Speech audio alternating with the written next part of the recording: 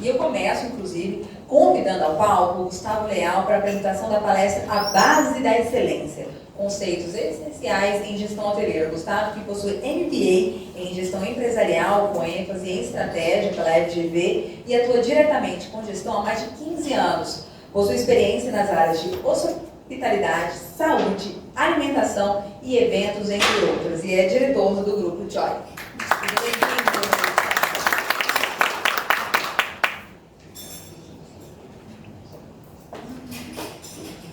Olá, gente, boa tarde, boa noite. Natália me fez um convite aqui, agradecer a ela, primeiramente, para vir compartilhar um pouco aqui com vocês. Vou falar bem rapidamente sobre o Joy, tem nem slide sobre ele aqui antes. O Joy estamos indo para o 6º ano, a gente começou aqui com praticamente 6 camas lá na Vila Planalto e hoje a gente está na Asa Norte, temos o prédio inteiro, 6 pavimentos lá. Tá? E aqui a gente vai tentar contar um pouquinho do que a gente fez para conseguir passar por uma pandemia, e hoje a gente é cerca de 7 vezes maior do que a gente era antes da pandemia. Aqui é o essencial do essencial. Uma coisa que a gente veio conversando com a Nath era dessas palestras poderem depois se desenrolarem para várias outras coisas. E aqui eu quero trazer assim um básico. Acho que quem trabalha com hospedagem, se não estiver minimamente conhecido com alguns conceitos que eu vou trazer aqui, já vai conseguir ter uma base bem legal para conseguir continuar na caminhada. Tá? Primeira coisa é o porquê, e são 2 porquês. Aqui no Distrito Federal, acredito eu, que a grande maioria dos empreendedores são assim como eu. Um empreendedor, não são grandes redes. E o empreendedor, ele passa por um problema muito grande de saber assim, por que eu estou empreendendo? Eu, empreendedor, e não a empresa. E quando isso não está muito claro para você e para mim, a gente vê uma série de problemas. E o Sebrae está aí para comprovar o índice de mortalidade das empresas. E grande parte acontece porque esse porquê do empreendedor não está bem definido. Por que eu vou empreender? É porque eu tenho um espaço lá e aquele espaço está lá para simplesmente utilizar? É porque eu quero entregar alguma coisa? É porque eu enxerguei uma necessidade, uma dor? É porque eu não quero mais ter um chefe? Então, enquanto o empreendedor em si não tiver esse primeiro ponto, é muito difícil ele ir para o segundo ponto, que aí é começar a pensar na empresa. Eu trabalhei durante muitos anos com consultoria empresarial. Eu tive uma empresa de consultoria empresarial que eu fechei ela na pandemia para me dedicar especialmente ao meu negócio. E quando eu ia trabalhar com vários dos meus clientes de consultoria, eu via que essa pergunta não estava bem clara. Mas por que você tem um negócio? Qual que é o objetivo de você, não do seu negócio, mas de você ter um negócio? E o segundo é o do negócio. Por que o seu negócio vai existir? O que ele vai resolver? O que ele vai fazer? As pessoas, os clientes, eles têm dores. E uma empresa está aí para resolver essas dores.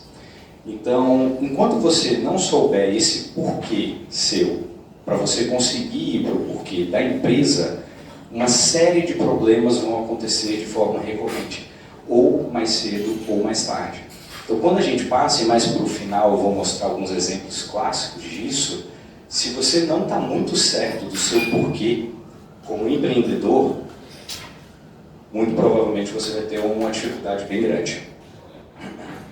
Eu vou trazer, e a ideia foi trazer aqui exemplos na prática, para que vocês consigam sair daqui com alguma coisa na prática. Eu sempre fui muita palestra, e vocês vai lá na palestra, sai, o cara falou um monte de coisa e eu não consegui aplicar nada. Então, a ideia aqui é que vocês consigam efetivamente aplicar alguma coisa. Então, eu vou dar um exemplo de um porquê do Joy, trabalhando os valores do Joy. Eu tenho o meu porquê, os meus sócios têm os porquês deles, e a empresa vai ter o porquê dela. Então, o primeiro valor lá no Joy é a alegria. A gente trabalhou lá no Joy quase que 6 meses sem nome. A gente era, vem aí, que a gente não conseguia decidir um nome. A gente não sabia, cara, que nome que é. E aí, quando o que a gente quer passar? O que que a gente quer passar para o cliente? Para quem vai entrar aqui, o que a pessoa vai sair daqui com o quê? Alegria. Então, esse é um valor que é o valor principal, alegria. Então, todo mundo lá tem que ter uma alegria. Quem trabalha com a gente, e a gente começou, obviamente, com 0 funcionários, depois com 1 e hoje estamos quase com 30, tem que ter isso muito bem lá dentro. Paixão. Precisa vibrar. É uma coisa que a gente fala. Não pode chegar lá, quem trabalha com hospitalidade, não dá para chegar e a pessoa fala, oi, tudo bem? Seja bem-vindo.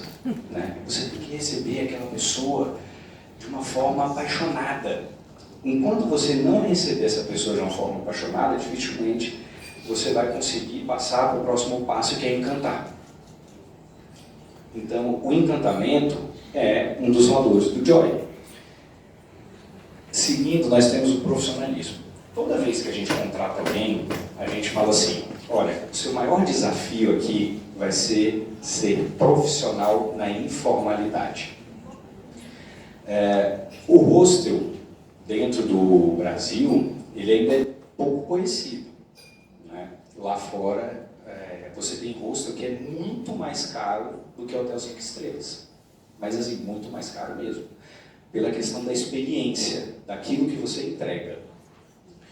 E lá no Joy a gente tem isso. A equipe trabalha de bermuda, por exemplo. E a gente recebe, às vezes, um procurador da justiça.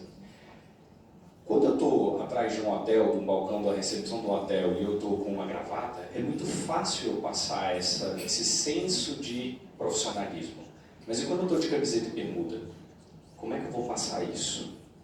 Então, essa é uma base que a gente trabalha extensivamente com a equipe. Como é que a gente passa profissionalismo dentro da informalidade?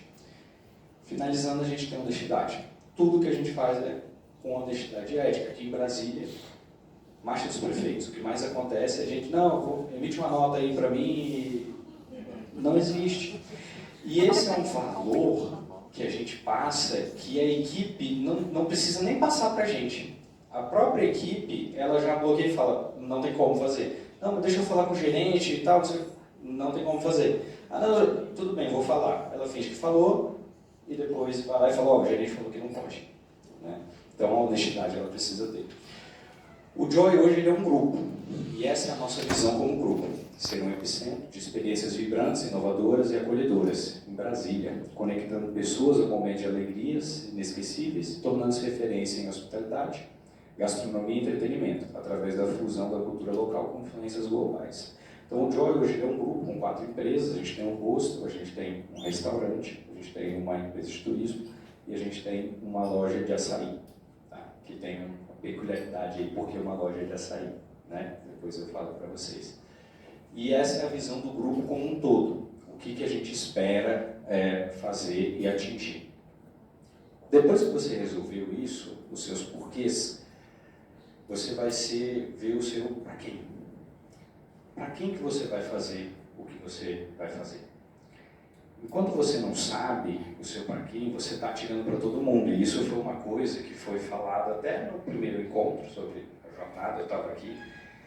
E isso é uma coisa que é muito recorrente. E quando você... Por que primeiro vem o porquê? Porque quando você vai assim, olha, eu tenho aqui um espaço e eu vou criar um chalé, cara, pode vir qualquer um. Então, se na concepção da tua empresa, do teu negócio, você já não delimitar ali e falar assim, olha, é para esse tipo de pessoa que eu quero atingir, você vai ter um problema muito grande mesmo. A gente tem, até o que a Natália acabou de falar aqui, o pessoal de Brasília, a gente recebe lá de 2% a 6% dos nossos hóspedes são moradores de Brasília. Olha só, eu estou lá no centro, no início da Asa Norte, na 702/3, ali próximo ao Colégio Militar, e a grande maioria dos que vão para lá é por conveniência, que eu acho que é muito diferente do turismo rural e do potencial que existe aqui em Brasília. Então você imagina se eu recebo 6, quanto que quem se dedica a isso poderia receber? Eu acho que o Brasil é muito carente sobre esse aspecto. E aqui tem alguns exemplos para vocês entenderem um pouquinho assim do impacto que isso pode ter. Vamos lá. Aqui você tem uma nota 6.3 e a pessoa cobrando, a empresa cobrando aqui, ó, R$300. Depois você tem um 7.2 e ela cobra um pouquinho a mais. Aí você tem um 9.4 e opa, peraí, ela está cobrando a menos. Chalé um quarto, chalé um quarto, chalé um quarto. Eu não sei, mas alguém aqui está fazendo alguma coisa errada. Alguém aqui está fazendo alguma coisa errada. Não sei qual deles, né? Mas, ao que me parece, é uma coisa que não faz muito sentido. Aí, vamos olhar alguns valores. Isso eu peguei para a mesma data, no mesmo lugar, no mesmo dia, fazendo a pesquisa, só para trazer aqui para vocês, para vivenciar isso daí. Aqui eu já vou ter o chalé maior, 1.100, nota 7. Eu vou ter um chalé, uma casa já, a 2.800. E eu vou ter uma cabana que eu volto para uma suíte, 2.600. Então, eu tenho 2.600 e eu tenho 300 ou eu tenho 270. Mesmo lugar, mesma data, e aí? Quando você não sabe para quem que você está mirando, quem que você vai encontrar, quem que você vai atingir, é muito difícil, porque aí você vai abrir o Booking e vai ver assim, quanto que o pessoal está cobrando aqui? E aí você vai se basear com base na estratégia do outro. E esse é um problema muito grande. Aqui em Brasília tem cerca de uns outros 6 ou 7 hostels. E o Joy ele é caracterizado por ser o mais caro e a gente vem com esse posicionamento desde o início pela entrega que a gente faz. Então, na verdade, a gente olha um pouco ao contrário. Fala assim, cara, se eu estou 70% mais caro, é pouco, porque eu entrego muito mais. Então, eu tenho que ter. E é até melhor que eu tenha outros concorrentes que atinjam outras faixas de preço, porque aí eu não tenho atrito com os clientes que eu quero realmente atingir. Só que você precisa fazer esse questionamento. Então, para quem que você vai abrir e botar o seu negócio para funcionar? Exemplo, o primeiro perfil e que a gente mais busca é o jovem executivo. Se você vai num hostel, vai. Hoje lá no Joy a nossa média de idade é 34,2 anos. Todo mundo fala, no hostel? Não, você não recebe só adolescente e tal. Não, a menor parte do nosso público é o pessoal mais jovem. Isso parte da comunicação que a gente faz, da estrutura que a gente oferece. Então, esse é que a gente busca. Quem que é o jovem executivo? Aí a gente tem todo o perfilzinho delineado dele lá, o que faz, toda a persona descrita dele. Então, esse é um que a gente mira. Qual é o outro que a gente mira? O hóspede do hotel tradicional. Olha só, às vezes eu estou brigando com o hostel lá. A gente tem, na nossa quadra tem mais 2. Aí fica assim, cara, ele está tirando meu cliente. Se eu sei quem é meu cliente, eu sei que ele não está tirando meu cliente. Eu já tive academia de ginástica, eu fui proprietário de uma academia, e lá a gente falava assim, quem que é o meu concorrente? O meu concorrente é o sofá. Não é outra academia. Olha o tamanho do mercado que está no sofá para o tamanho do mercado que está dentro de uma academia. Então, quando eu fico brigando ali para ver ali quem quer ficar só em hostel, ou numa pousadinha ou alguma coisa, eu tenho um outro mercado muito maior que a gente pode atuar. Então, qual o mercado que vocês podem atuar? Então, chega o hóspede do hotel dito tradicional, ele às vezes nem sabe o que é um hostel e a gente precisa comunicar para ele, para mostrar o que é, qual a diferença. A gente tem um quarto suíte lá, igual tem num hotel. Eu tenho quarto compartilhado também? Tenho, mas eu tenho um quarto igual existe num quarto de hotel. Então, por que a pessoa não pode ficar lá comigo e ter uma outra experiência, se ela está viajando sozinha, principalmente, ou às vezes com outras pessoas, com várias outras coisas que o Joy pode colocar. A gente tem esse perfil, que é o paraquedas. Aqui em Brasília, existe muito isso. Quem que é o paraquedas? É o cara que abre a Booking lá. A gente tem uma nota, a gente está com a nota 8.9. Até o ano passado a gente tinha 9.3 e a gente caiu porque a gente decidiu mirar no hóspede do hotel tradicional. Então o que acontece? E aí a gente vai aprendendo. O hóspede do hotel tradicional, ele espera um hotel tradicional. Então se eu não comunicar muito bem com ele o que ele vai encontrar lá, eu começo a ter um problema de expectativa muito grande. Então isso fez com que a nossa nota, por exemplo, na Booking caísse um pouquinho, mas lá na Hostel World tem 9.7, no Hotéis.com a gente tem 9.8. Então o que acontece muito, quase todos os dias lá com a gente? A pessoa chega, abre lá um portal desse de viagens, e enumera lá, satisfação do hóspede e preço. A gente sempre aparece em primeiro, porque a entrega ela é muito boa para o hóspede.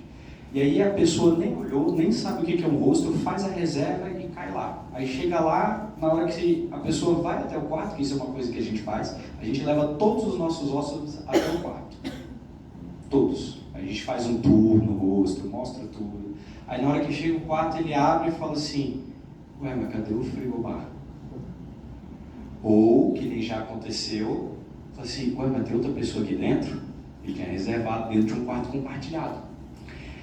Então, eu preciso treinar minha equipe. Então, a nossa equipe ela tem um scriptzinho para receber esse tipo de hóspede. O que a gente vai falar, como é que a gente converte. Tem várias vezes que a gente consegue converter, a grande maioria, mas já teve gente que não quer, tudo bem, está aqui, toma o seu dinheiro, vamos procurar. Vamos até ajudar você a encontrar um hotel. Né? Então, esse é o modo que a gente está. E você vê que o mochileiro, para a gente, é o último. O mochileiro, para a gente, é o último. Porque, para a gente, o importante é a entrega. É a entrega da experiência. E o mochileiro, a gente já sabe que, quando ele vê a nossa página, quando ele vê a nossa comunicação, ele sabe que é ali que ele vai ficar. Ele não vai precisar procurar outro lugar. Então, hoje, o que a gente menos mira é o que todo mundo fala que a gente mira mais. Fala assim, não, vocês miram muito no mochileiro e tal. Não, é o que a gente menos mira. Terceiro, objetivo. Se você não tiver um objetivo, vai ser difícil. E esse objetivo ele precisa estar por escrito. Tá? Vou dar um exemplo aqui lá no Joy. Primeiro, para a operação do hostel. Esse é um objetivo que estava. A gente trabalha com uma metodologia de planejamento estratégico que chama OKR. Depois vocês podem pesquisar e ver, para a gente funciona muito bem. Existem dezenas. Tá? Esse é um dos OKRs lá para a gente. Então, aumentar a diária média. Como é que eu posso aumentar a minha diária média? A gente tem reservas no compartilhado de 3, que é aquele primeiro ali que está aparecendo. E eu quero que ela seja 35% das reservas de 6. Então, esse quarto aqui, ele é mais caro do que esse. Então, uma forma que eu posso direcionar a minha equipe é falar assim, olha, a gente já vendeu tantos desse daqui, mas agora eu quero vender tantos desse daqui. Então, só o fato de eu mudar de categoria, eu não precisei mudar na minha tarifa daquele quarto específico. Eu fiz um upgrade, um upsell, coloquei ele num quarto melhor, e aí ele consegue. Então, isso é uma coisa que a gente tem lá e que está vigente. Uma outra coisa, lançamento dos novos room office. A gente lançou, um pouco na pandemia, quartos específicos para quem vem a trabalho. Então, a gente começou a ver já, desde lá da pandemia, falando, olha, muita gente a trabalho, o Brasil tem muito essa vocação, como é que a gente atende isso? Eu preciso ter um quarto que esteja mais preparado para isso. Esse quarto ele precisa ter uma cadeira mais confortável, uma mesa mais ajustada. E aí, aquela pessoa que às vezes ia ficar num hotel, mas gosta um pouco mais de uma interação, ela falou, opa, peraí aqui, tem um quarto específico para mim, para quem quer trabalhar. E a gente viu que deu certo, a gente sempre faz um pilotinho, pequenininho, testa, mudamos alguns quartos para ver como é que ia acontecer, deu certo, agora a gente está mudando para lançar mais 2 quartos desses. Tá? No Flavors, melhora no controle de estoque e de compras. Compra somente pela contagem de estoque e com pedido. Então, vocês ainda vão passar pela parte de gastronomia, para quem não tem, mas a coisa mais importante na gestão gastronômica se chama CMV, custo de mercadoria vendida. E ali é uma forma que a gente começou a enxergar que tem muito dinheiro que fica opaco se eu não tiver um controle muito sistemático. Então, para quem fornece café da manhã, né, qual que é o custo desse café da manhã, quanto que isso te gera, tal. Por exemplo, a gente tirou o café da manhã lá. Na verdade, a gente nunca teve, desde o início, o Joy nunca teve café da manhã, porque a gente sempre soube que era uma dificuldade muito grande. Agora, para o destino rural, eu já acho que já não dá. Então, por isso que você tem que ver lá o seu primeiro para quem, né? Para quem que eu estou atendendo. Então, para a gente lá funciona. Tem gente que não quer? Tem gente que quer. Mas a gente fala assim, ó, infelizmente a gente não tem, mas a gente tem um restaurante lá. Então, um restaurante, eu consigo fazer um cross-selling ali, a pessoa acaba fazendo a reserva com a gente e ainda consome no nosso restaurante. No Joy City, a gente tem um lançamento, uma experiência que está quase saindo do forno aí, e a gente tem 2 pontos para avaliar essa experiência, que são 45 ativações dessa experiência que a gente vai fazer, e a gente precisa atingir um NPS acima de 50. Quem não conhece NPS, Net Promoter Score, é uma das melhores formas de você avaliar o quanto que o teu cliente está satisfeito ou não com o seu produto ou serviço. Então é interessante vocês estarem atentos a isso também. E no açaí a gente tem a reformulação do iFood, a gente subiu a nossa nota lá para 4.8 e aumentamos em 50%, a gente conseguiu bater isso daqui, 50% no faturamento relacionado ao dia anterior. Tá? História rápida sobre o açaí, quando fechou a pandemia, a gente não podia mais receber ninguém, a gente falou, e agora, o que a gente vai fazer? A gente ainda estava lá na Vila Planalto, a gente falou, a gente precisa rentabilizar de alguma forma. O que a gente pode fazer? A gente criou 4 premissas, precisa ser barato, precisa começar rápido, fácil de treinar a equipe, e uma vez que a gente implementar, tem que ser incorporada a operação do hostel. Na hora que a gente colocou isso, discutiu com todo mundo, açaí. Começamos a vender açaí. Começamos a vender açaí na rua, né? E por aí foi. Então o açaí ficou. E hoje ele funciona como uma dark kitchen. Então a gente tem um restaurante, e ele é uma marca dentro. Então lá no nosso restaurante, se você for comer lá, você tem lá o açaí por açaí de verdade, como se fosse uma marca à parte. E dentro do iFood, por exemplo, a gente tem 2 lojas. Eu tenho o Joy Flavors e eu tenho o açaí de verdade. A gente continuou com a operação. Tá? Isso daqui, quando a gente fala em objetivo, é meta. E isso que eu vou trazer aqui para vocês, eu aprendi aqui no Sebrae, eu acho que há quase uns 20 anos atrás, numa palestra que eu vim aqui. E um consultor do Sebrae me ensinou isso daqui.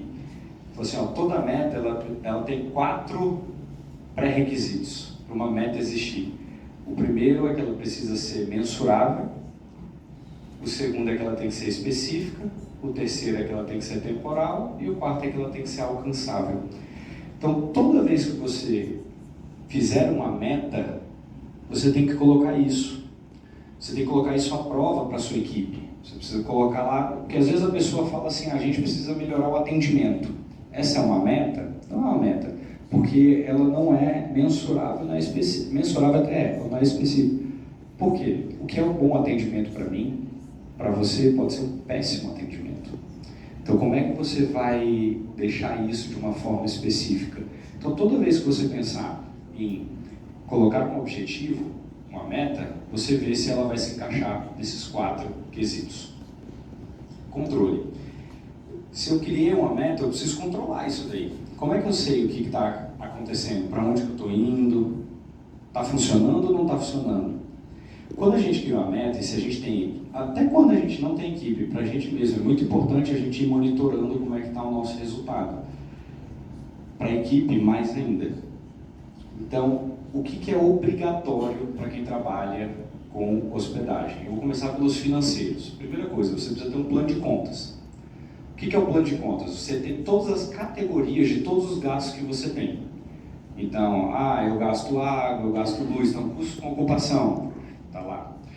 Coisa mais fácil e rápida é pedir para o contador. Só que o contador, na grande maioria das vezes, ele não é bom nisso. Aí eu recomendo o Sebrae, eles podem ajudar vocês.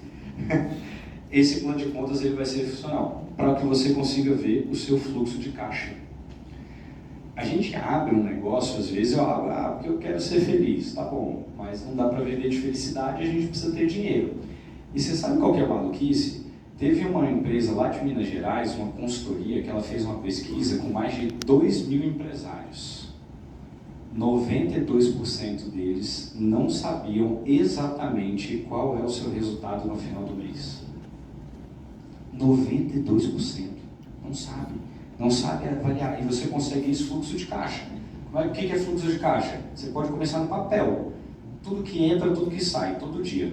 Tudo que entra, tudo que sai. Tudo que entra, tudo que sai. Você vai ter uma pesquisa muito grande dizendo que a principal quebra dos números de empresa é problema de fluxo de caixa. Muita empresa saudável, o que aconteceu na pandemia? Muita empresa que era saudável, ela estava lá vendendo bem, só que ela não tinha uma reserva financeira, o pessoal não controlava o fluxo de caixa. Então, operacionalmente, ela era boa. E aí, o que aconteceu? Acabou a entrada, começou a só saída, quebrou por falta de capital de giro. Então, quando você não tem o teu fluxo de caixa muito bem feito, você vai estar bem suscetível a isso. Precisa saber a sua lucratividade. Ponto de equilíbrio. Quantos aqui sabem o ponto de equilíbrio? Existe uma fórmula que é muito fácil para você ver. Na hospedagem, ela é um pouco mais complicada para você conseguir determinar o teu ponto de equilíbrio, porque você tem muitos pontos que são variáveis, né? O café da manhã, o comissionamento, mas dá para você chegar. Tá? No final, vou colocar meu e-mail, quem quiser pode me mandar um e-mail, que eu mando uma planilha que você vai colocar seus dados. Só que você só vai conseguir fazer isso se você tiver um plano de contas e seu fluxo de caixa. Senão você não vai saber quanto que você gasta de despesa fixa, despesa variável, você vai precisar saber isso para calcular o teu ponto de equilíbrio. E o ponto de equilíbrio ele é bom você saber por vários motivos. Inclusive para você vender mais barato ou mais caro, uma vez que eu já sei quanto que eu preciso para pagar todas as contas, inclusive o Prolabore. O Prolabore tem que estar lá dentro. Custo do quarto vazio. Esse daí, eu vou te falar que 99,8% dos gestores hoteleiros que eu já conversei não tem. Não sabem qual que é o custo do quarto vazio. Se você não vender aquele quarto naquele dia, quanto que ele te custou? Isso é muito importante. É muito importante. Quanto que ele te custou? Porque quando você não sabe isso, você não sabe qual que é a margem de negociação que você tem. Tem gente que está vendendo quarto e está tendo prejuízo, mesmo vendendo. Fala, não, vou baixar o preço para vender. Mas aí você está vendendo abaixo do seu custo. Se você vender abaixo do seu custo, você vai ter prejuízo. E isso acontece muito, muito mesmo. Tá? Outro, esse eu coloquei em vermelho porque eu não vejo ninguém falar sobre isso em gestão hoteleira. Ninguém. A gente tem uma característica que é o seguinte, por exemplo, lá no Joy, a pessoa quando ela quer fazer uma reserva, ou ela coloca o cartão de crédito, a gente valida o cartão de crédito, porque depois eu consigo cobrar, ou ela me paga 50%. Aí eu tenho as regras de de cancelamento, correto? Mas às vezes essa pessoa está fazendo, e principalmente para a questão de hospedagem de lazer, a janela de reservas ela é muito maior. Então a pessoa está reservando às vezes com você para daqui a 1 ano e meio. Só que ela já te pagou 50%. Aí esse 50%, o que você vai fazer? Você vai gastar, porque ele entrou na conta. Só que quando que vai vir o custo dessa diária? Daqui a 1 ano. E aí, e se você não tem o dinheiro lá na frente? Então, esse provisionamento ele é muito importante você fazer.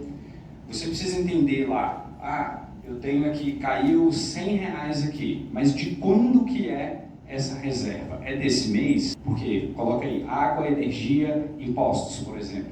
Quando que você paga? No mês seguinte. Então, se você não faz o provisionamento, isso vai te gerar um problema de fluxo de caixa. Porque quando chegar, às vezes, principalmente é importante fazer isso quando são grupos grandes. Às vezes você vai fazer, uma família vai reservar todo o seu espaço lá, durante 5 dias, deu R$20 mil, você vai pegar R$10 mil, o que você vai fazer com aquele dinheiro? Se ele entrar no caixa da empresa, você vai gastar. Então o provisionamento ele precisa acontecer. Operacionais, RevPAR. RevPAR é Revenue per Available Room. Então é receita por quarto disponível. Então, quanto cada quarto que você tem te gerou de receita, independente se ele foi ocupado ou não.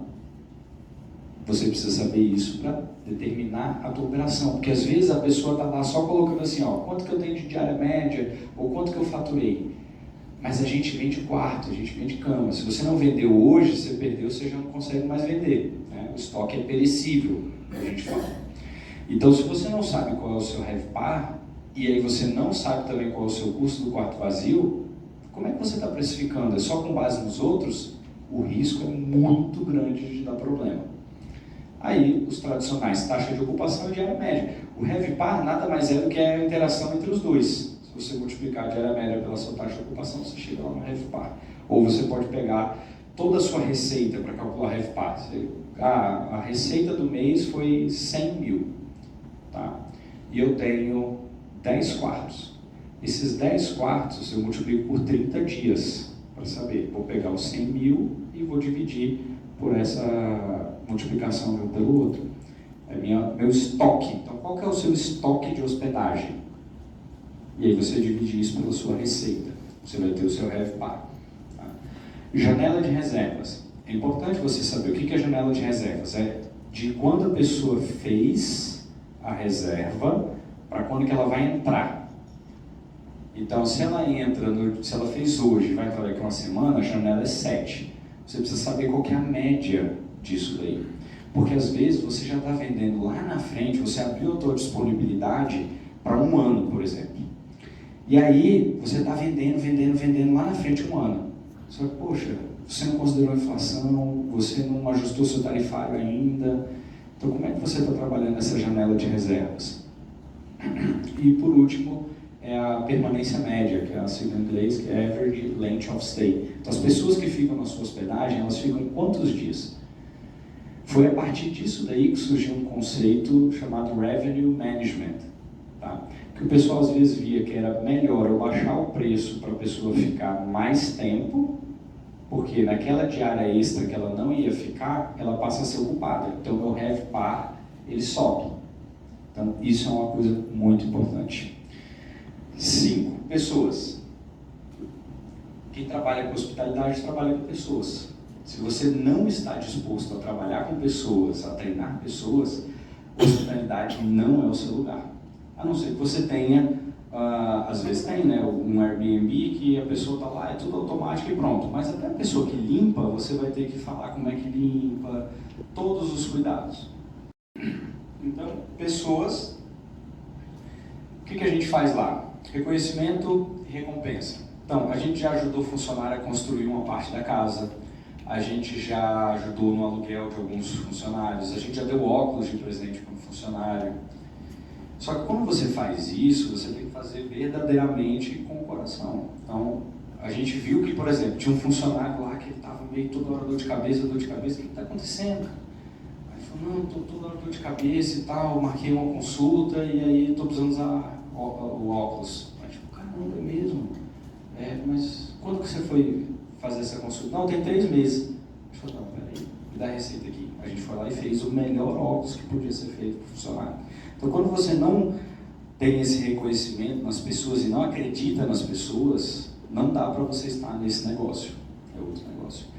Capacitação, você precisa para toda a nossa liderança hoje, com exceto a cozinha, porque aí precisa de uma formação técnica, que a gente não tem essa expertise, ela foi formada lá com a gente. São pessoas, então, a liderança de vendas, a liderança de experiências, a liderança do atendimento, do flavors, tudo isso foi formado lá dentro com a gente. Tá?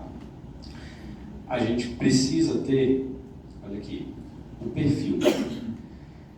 Se você não sabe para que você fez e para quem você vai atender, você não consegue determinar o perfil. Então, pensando na gente lá, a gente recebe gente menor de idade, até acho que 92 anos, foi a pessoa mais idosa que a gente já recebeu, de todas as partes do mundo, mais de 120 nacionalidades, pessoas que gostam de gritar, pessoas que gostam de silêncio. Então, na nossa equipe, quando a gente vai selecionar e contratar uma pessoa, a gente vê dentro de toda a esfera assim, ó, quem que está faltando aqui? Está faltando uma pessoa mais energética ou estou precisando daquela pessoa que fala mais baixinho, que a hora de chegar um senhorzinho, a senhorinha, ou alguma pessoa que gosta de falar mais baixo. Então, quando você vai selecionar uma pessoa, você precisa entender esse perfil da pessoa, se ela se adequa ao seu negócio. Comunicação, você precisa formalizar tudo que você está fazendo junto à sua equipe. Às vezes você fala uma coisa, a pessoa entende outra. E você quis dizer outra. Então, esse é um ruído que acontece muito frequentemente. E quanto mais gente, mais pessoas você lida, mais difícil vai ser. Treinamento. A gente tem lá isso daqui, ó. Eu acho que o mais importante para todos seria o onboarding. O que é o onboarding? A gente tem lá estipulado assim, ó, No dia que a pessoa entra, o que ela tem que fazer no dia 1? O que ela tem que fazer no dia 2? O que ela tem que fazer no dia 3? O que ela tem que fazer no dia 4? Ou o que ela tem que saber no dia 1? O que ela tem que saber no dia 2? O que ela tem que saber no dia 3? O que ela tem que saber no dia 4? Se você não faz isso, simplesmente joga a pessoa lá, é bem complicado. A gente tem um manual para absolutamente quase tudo lá. Então, manual de como é que faz um drink, até o manual do que a gente considera um encantamento. Porque eu preciso mensurar isso daí.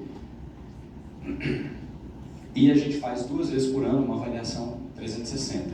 Não sei se vocês sabem como é que funciona, mas é uma avaliação que eu avalio o meu colega me avalia, o supervisor avalia, então todo mundo avalia para saber como é que aquela pessoa está indo.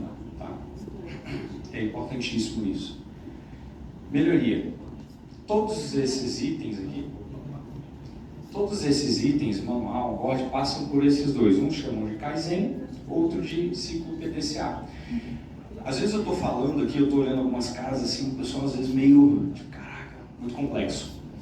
E pode parecer, mas tudo tem um início. Então tudo que a gente começou lá, a gente começou bem pequenininho, fez um teste, dá certo, agora eu vou para o próximo. Então é o ciclo de melhoria contínua.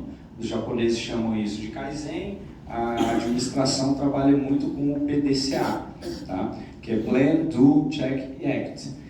Quando você trabalha aqui, então você identificou uma oportunidade, você mapeia todo aquele processo, desenvolve uma solução, implementa, analisa e tal.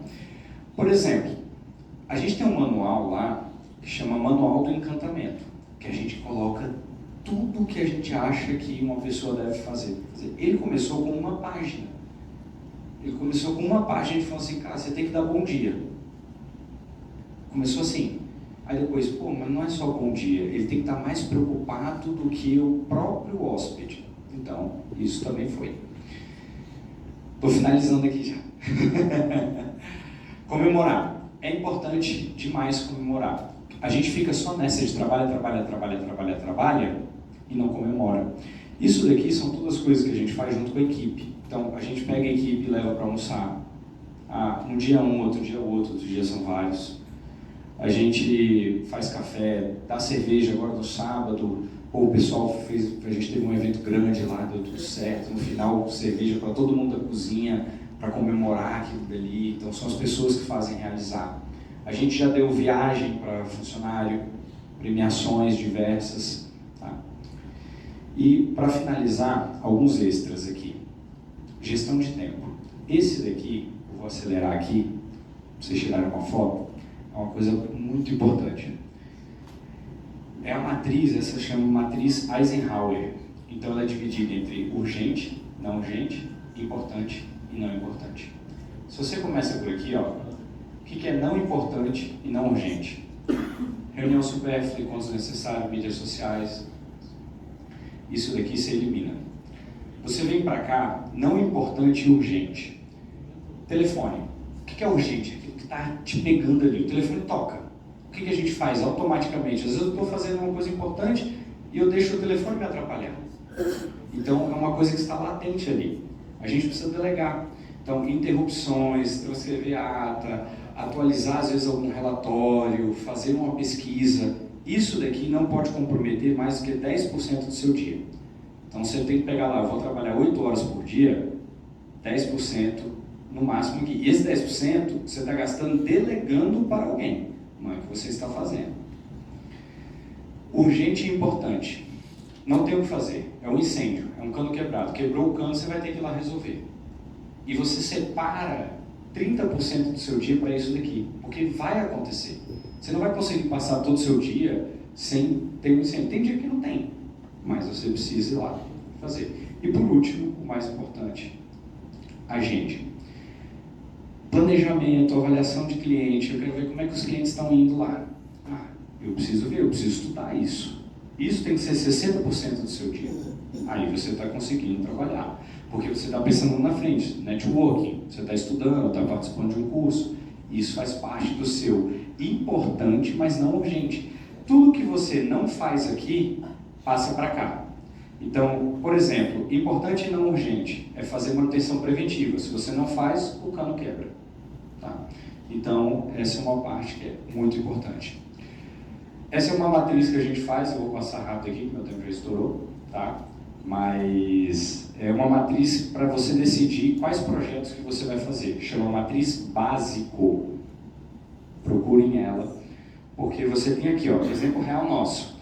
A gente precisava... Isso daqui é uma planilha que tem vários itens. Cada um vai colocando aqui. Então, por exemplo, ó, centrífuga de suco profissional. Por que tem que fazer? Otimiza o tempo e aceleração de produção de suco. Qual que é a empresa? Qual que é o custo? Qual que é o retorno? Como é que a gente calcula o retorno?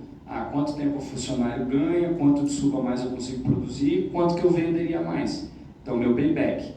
Beleza. Aí, cada um, aqui estão todos da liderança. Vai dar benefício para a empresa, vai dar uma nota de 1 a 5. Então, eles vão lá e vão dar uma nota.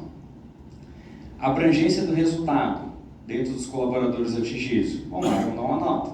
Satisfação do funcionário, vão dar uma nota.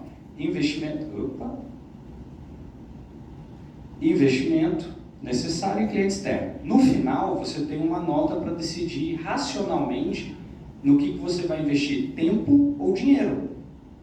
E isso é muito importante, porque talvez uma das coisas mais importantes do gestor seja dizer não. Porque é tanta coisa que a gente precisa fazer, que se você não priorizar, você não consegue fazer tudo. Isso daqui, ó, inteligência artificial. Hoje, o título dessa palestra foi feito pelo ChatGPT. Sério. Eu coloquei o que eu estava falando sobre na palestra, falei assim, qual título você me sugeriria? E ele me deu. Então, quem não está fazendo, não está vendo isso, está muito atrás. Isso daqui foi o que eu coloco assim, vale a pena? Isso daqui são alguns dos lugares que o Joy já saiu, Jornal de Brasília, Globo News, Pequenas Empresas, Grandes Negócios, fomos convidados para ir lá na Secretaria Nacional de Receita de Fazenda, Folha de São Paulo, por aí vai. Isso daqui, para mim, é o mais importante. Esse daqui, que a Nath estava falando sobre o destino, é um dos principais blogueiros de viagem para nômades digitais do mundo. O cara recebe mais de 2 milhões de atualizações de visitas no site dele. Ele colocou como o primeiro lugar para ficar no Brasil o Joy em Brasília, mas ele não recomenda Brasília. Ele fala assim, vai para o Joy, mas não precisa ir para Brasília. Isso aconteceu também no Guia do Brasil do Hostel World, que fala da gente, mas não fala de Brasília. Fala, tem que ir para o Joy, mas não fala nada de Brasília. Isso aconteceu também no Petit Fruté, que é um dos principais guias francês. Também a gente está lá. Tá? Eu vou passar esse daqui, que senão vai demorar, mas isso é a gente digitando Best Host in Brasil com um VPN lá de fora. Então eu pego da onde que são os meus principais clientes, isso que vocês podem fazer aqui. Você vê da onde que vem a maioria dos seus clientes, coloca um IP de Minas Gerais, coloca um IP de Minas Gerais e vê como é que vai sair.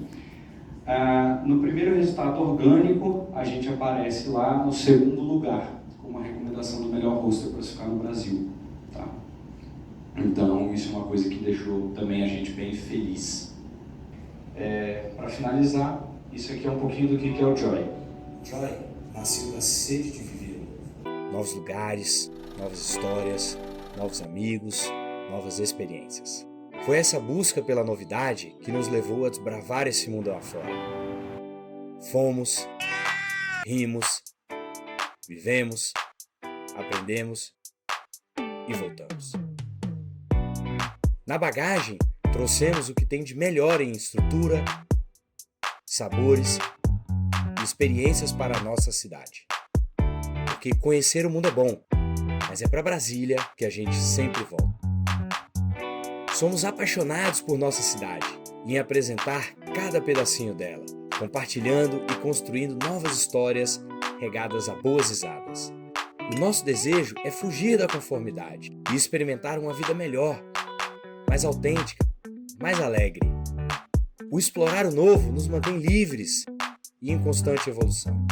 Aqui no Joy, você vivencia novos sabores, lugares, sons e experimenta as infinitas possibilidades que Brasília tem para lhe oferecer. Temos um convite para te fazer. Vem com a gente? All experience fit here. Tá aí meu contato. Obrigado, gente.